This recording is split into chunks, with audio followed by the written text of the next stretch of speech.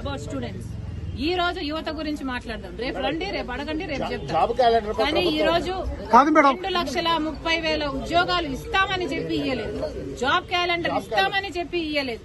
23,000 mega DSC అని చెప్పి ఈ రోజు దగా డిఎస్సీ 6,000 ఇచ్చారు. అది కూడా 26 రోజులు టైం ఉండగా ఇచ్చారు. పిల్లలు ఎలా ప్రిపేర్ అవ్వాలి? అసలు ఈ ప్రభుత్వానికి మనసే లేదు. ఉండను బండను మీ చేతి గాయం ఎవరు చేస్తారు? పోలీసులు ఇంకెవరు చేస్తారమ్మా? తీసుకుంటారు చెప్పండి. నిజంగా బాధ చెప్పండి మేడం, మీరు ఎలా ఫీల్ అవుతున్నారు? అమ్మ ఎలా ఫీల్ అవుతుంది, నాన్న ఎలా ఫీల్ అవుతాడు ఈ సంఘటన చూసి?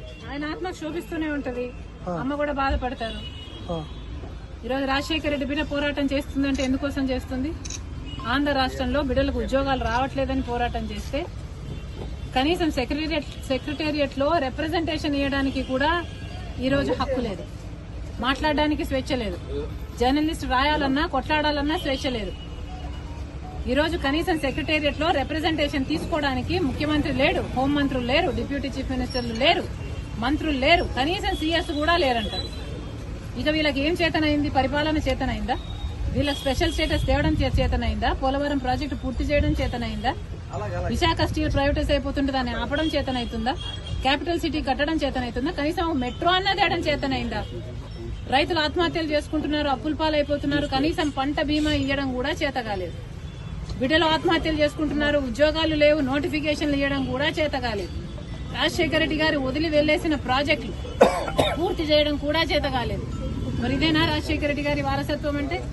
ఆలోచన చేయాలి. ప్రజల కోసం కొట్లాడుతున్నాం మేము ఈ రోజు. కనీసం కనికరం లేకుండా, మహిళలను చూడకుండా రాత్రి నన్ను పార్టీ ఆఫీస్ లోనే ఉండేటట్టు చేశారు. పాపం కదా, ఒక ఆడపిల్లని ఇలా చేయడం పాపం కదా? పాపమే. ఆంధ్ర రాష్ట్ర ప్రజలకు, ఆంధ్ర రాష్ట్ర యువతకు చేస్తున్నది వీళ్ళు పాపమే. ముఖ్యంగా ప్రతిపక్షాలు, జర్నలిస్టులు ఇంతగా కొట్లాడుతున్నా కూడా కొట్లాడ కనీసం వీళ్ళ చిత్తశుద్ధిని కూడా ఈ రోజు గౌరవించకుండా ఈ రోజు ఇట్లా గాయపరిచి. మేడం, మీ ఆర్కే గారు మళ్ళీ జాయిన్ అయ్యారు మంగళగిరిలో. నిన్న మీ